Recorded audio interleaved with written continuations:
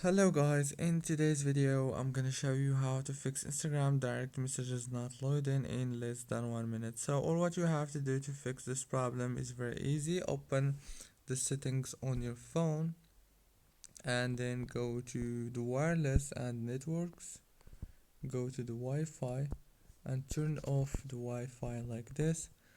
Go back to the settings, this time click on the apps manager.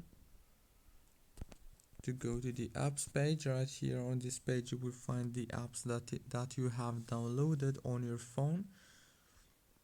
Just wait, scroll down, click on Instagram,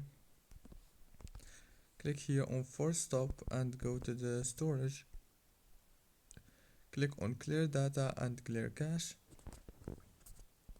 go back, click on the data usage, make sure that all the network access are enabled.